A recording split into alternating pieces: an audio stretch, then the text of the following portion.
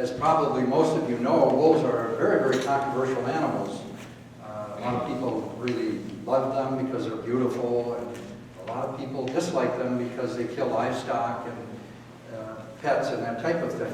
And when I see an audience like this gathered together like that, it reminds me of times I've had long ago when we used to gather and try to figure out how we could manage these wolves, and because they were killing so many livestock and all. And usually the audience would be really composed of two types of people, the people who really dislike the wolves, like the ranchers and farmers and that, and then on the other side of the room, the people who thought the wolves could do no harm. And I would be in the front of the room with perhaps some other experts, and we'd be trying to figure out how can we manage these animals so that they didn't kill so many livestock. And while we were figuring that out, or trying to figure it out, we never did figure it out, incidentally, but in one case, a little old lady got up and raised her hand and said, Dr. Meach, when those wolves are killing sheep, can't you just catch them and castrate them? And I was just scratching my head trying to figure out how I could answer that question, when on the other side of the room, a grizzled old trapper stood up and said, ma'am, I don't think you understand this situation. Those wolves out there, they're trying to kill the sheep, not have sex with them. Those weren't his very words. His words were more graphic and colorful. I think you get the point. But we're not going to talk about that controversy now. We're going to talk about another aspect of wolves that is not controversial, really. It has to do with their movements. And to do that, I'm going to take you back 50 years when I started my career as an undergraduate at Cornell University. And I was hired by a graduate student at that time who was supposed to be doing his thesis on black bear movements. And so that's how I got my start. And I happened to get the early distinction in my career of being one of the very first people in the world to ever paint a black bear. And the reason we did this was to try to see if, by marking this animal, we could get reports from people who saw this creature wandering around, and we'd find out different places where that bear went. And that was an example of the primitive nature of what we had to do to learn about animal movements at that time. Now, we didn't paint that many bears. This was just one experiment, and we got some good information out of it, and eventually the paint wore off the poor bear. But if I had to do it today, I'd refuse to do it. At that time, it was fun.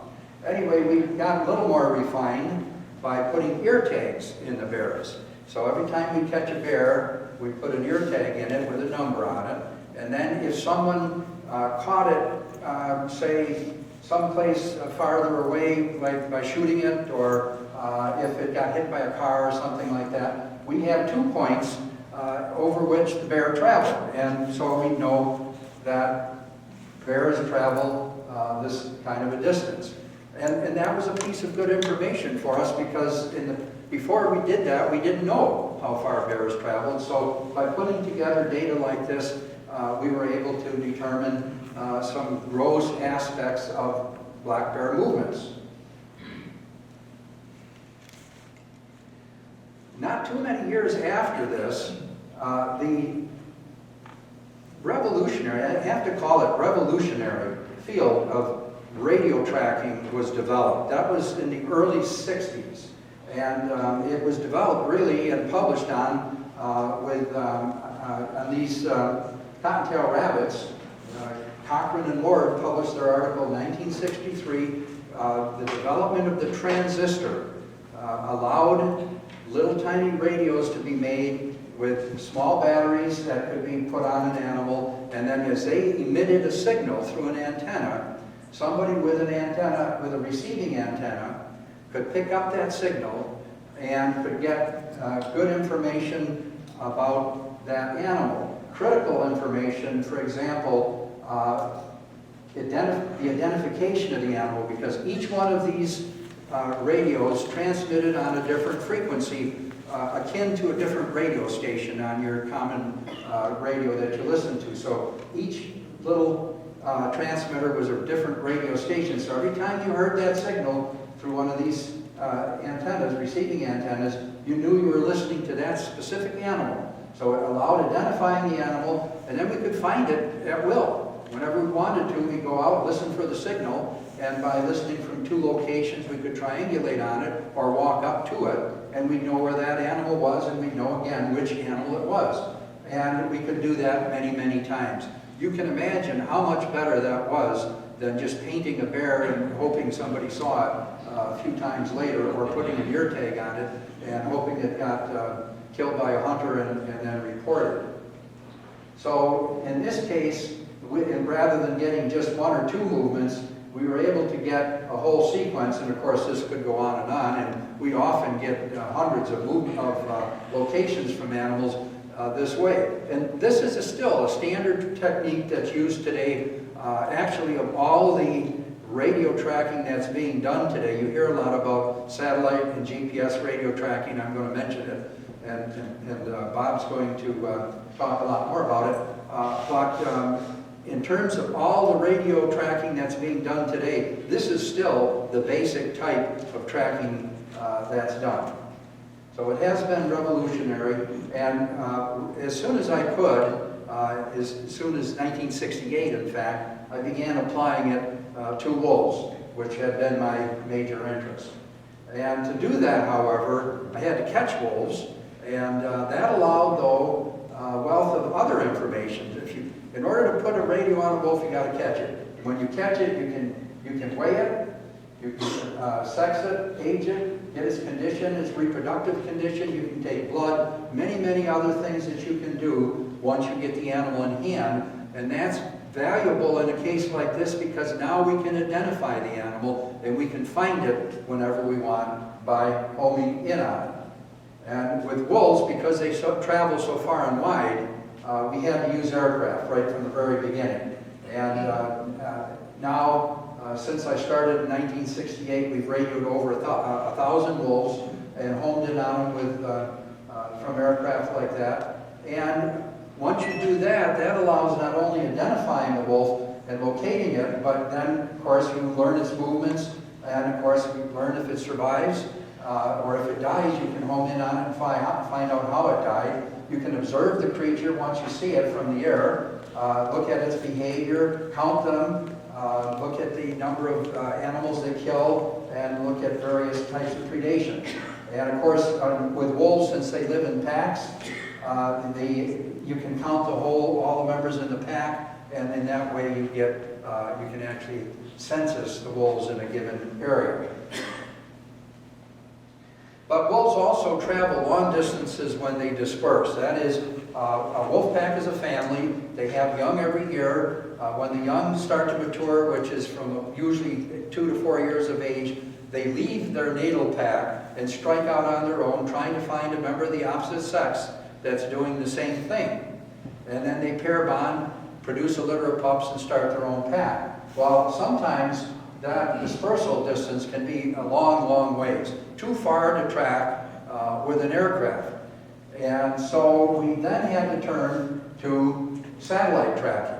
Satellite tracking's been around for quite a long time. The first satellite collars that people put on animals actually weighed, hold your breath now, 22 pounds.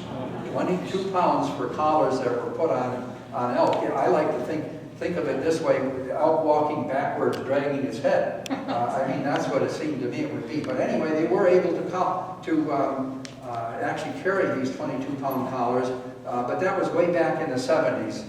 They've gotten much lighter now and are certainly much more practical. But what those collars did is transmit from the animal's collar up to the satellite. The satellite then, through something called the Doppler effect, locates the animal and sends the data down into your computer. So that we had to apply for wolves that were dispersing. However, there's still, the batteries are kind of heavy in those collars even today, and they do have a low accuracy in terms of how closely they can locate the animal to where it really is.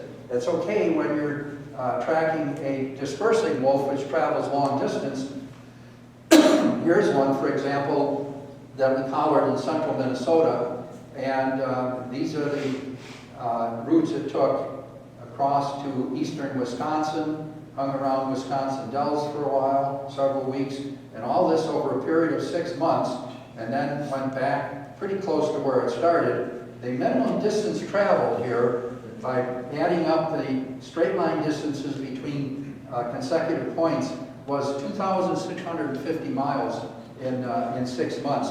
And if I had to guess, I would say the actual distance traveled here was probably 3 times that amount, because it certainly didn't travel a lot of straight line distances there. In any case, the satellite tracking allowed some very valuable information that we could learn from this technique. Then, as you all know now, the Army developed the Global Positioning System, and that has a series, uses a series of, I think they've got up to 18 or 19 satellites now that send signals out, and your cell phones pick up those signals and tell your phone exactly where you are within a few feet.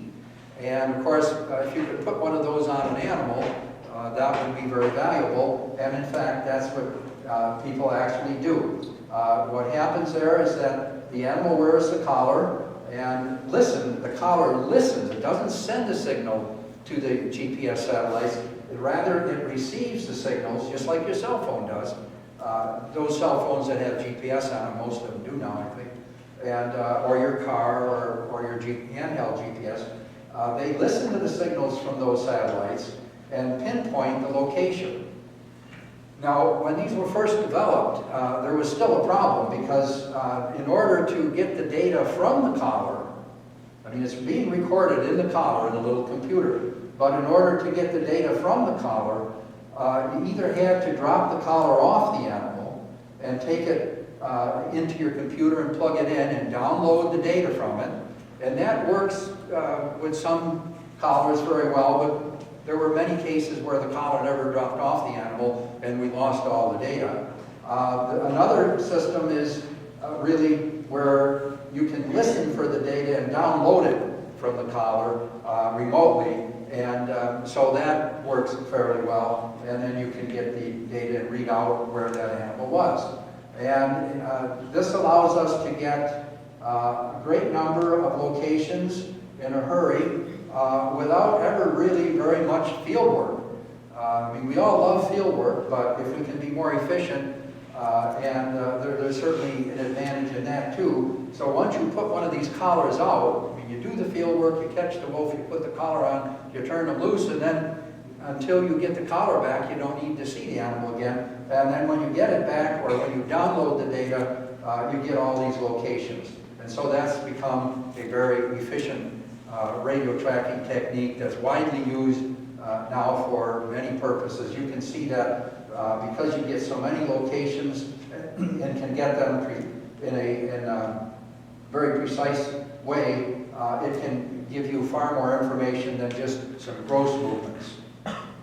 Now, so all the technology was being developed and I was using it on various projects, but meanwhile, I also had a project where I didn't have to use any technology other than an airplane to get to the location.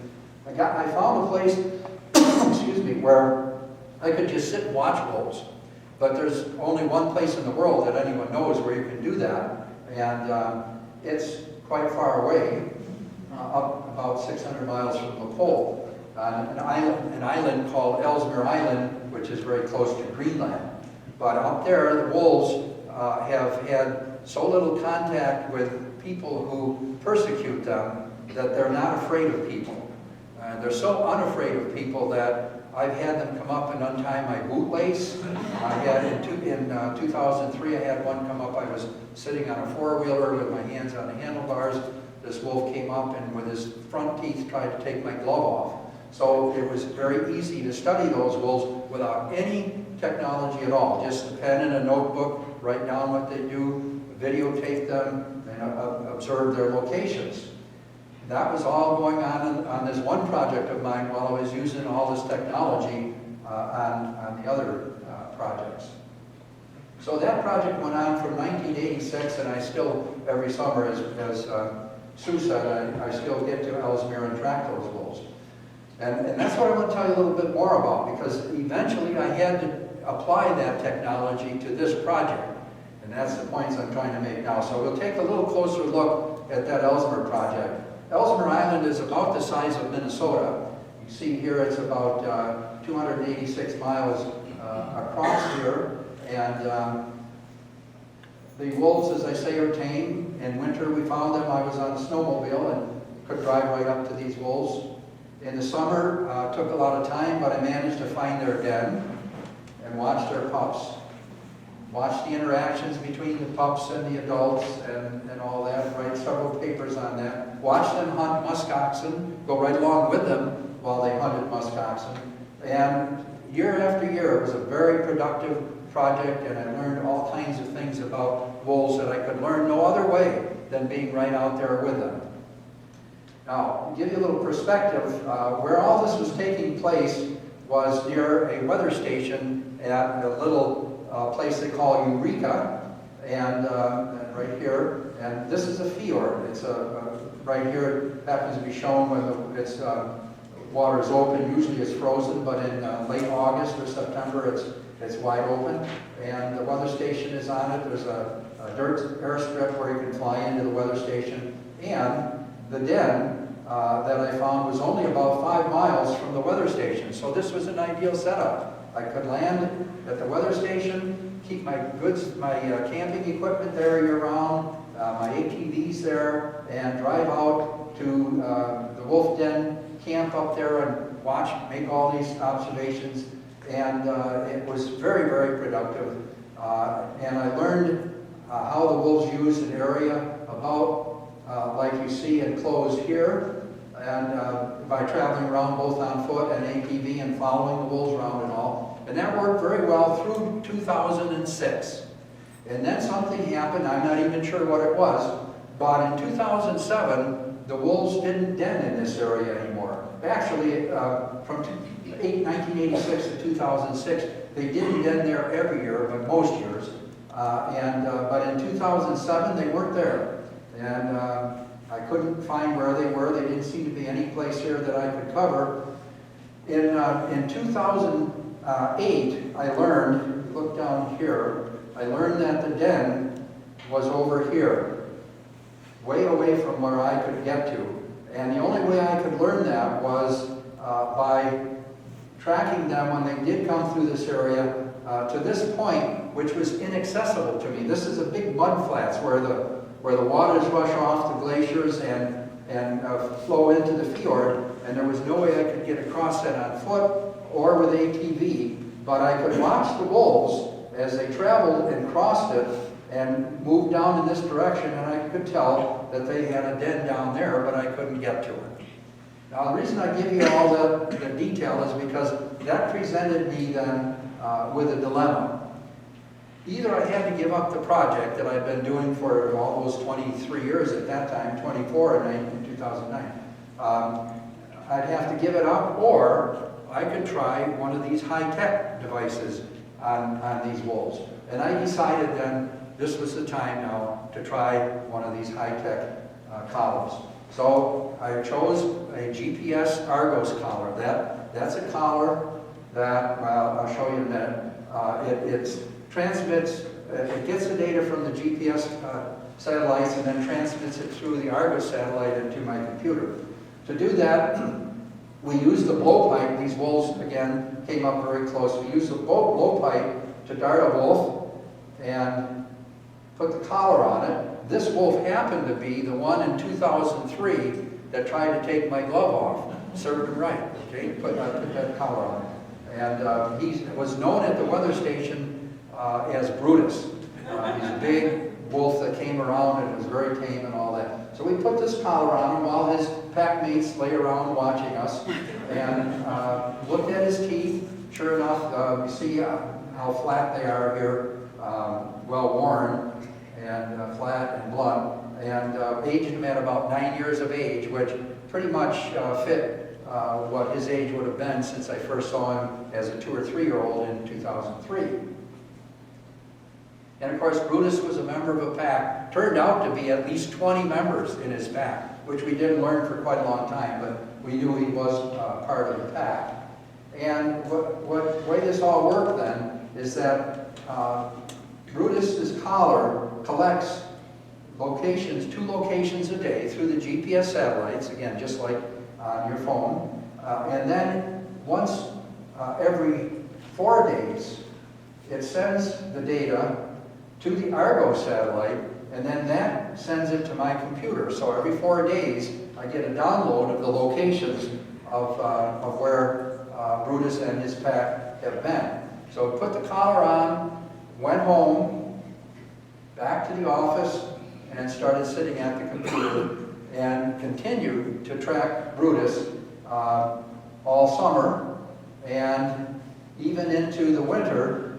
Here again is the weather station. There is the area I used to be able to cover when I wasn't using that technology. And here's just a small example of the data that I've been getting. In October, this whole fjord freezes over, and it's about 10 miles across here, but you can see that the pack of wolves is traveling across into another island now. This is called Axel Heiberg Island, and no doubt killing muskoxen over there and then moving back to Ellesmere Island. And that's just a small example of the kind of data I'm now getting. I had absolutely no idea after I left the island every summer what these wolves did, what they did in the winter when it's 24 hours of darkness from about late October into early February, 24 hours of darkness per day. What do these wolves do? Well, as I sat at my computer and watched, I learned what they did. And meanwhile, the wolves about every couple of weeks would swing through the weather station area, and the folks there would get all excited and take their pictures and then email the pictures to me. And I could count the number of wolves in the pictures, and that's how I knew that there were at least 20 wolves in the pack, because they were in the pictures, and Brutus was in the picture because you could tell you could see the collar. So we were able to get these kinds of photos. There is in the middle of winter when it's 24 hours of darkness, and the folks went out with flash and got these shots of the wolves. So that gave us another type of information, and I learned a great deal then about old Brutus and his pack. And over that period since July 9th, when I put that collar on, I've got over 500 locations of where that animal has gone, and learned that instead of this little tiny area here where I was able to cover each summer and do my behavioral studies, I mean, it didn't negate the behavioral studies that they were done in this small area, because behavior is behavior. But in terms of what that pack and those wolves were really doing the rest of the year, they were traveling over this huge area, and it amounted to they're having a territory of 5,000, more than 5,000 square miles. We haven't got it all calculated yet because not all the data are in. They're still transmitting. It even made a trip, the pack did, of 170 miles down here from its main territory, which I never would have guessed, and killed some muskoxen on the way and all that. So these are the kind of data I'm getting from the high tech, and I'm really glad that that allows me to supplement the basic natural history type of data that I've been getting for the 24 summers. So that's the end of my tale. What I would like to do, and if I can manage this in just a couple minutes, is show you the actual data that comes in on Global Earth, on Google Earth, sorry. And I'm not very good at handling it on the laptop here, and I'm going to ask Ami to help me. But what I'd like to show you is the kind of stuff, the kind of data as it comes in.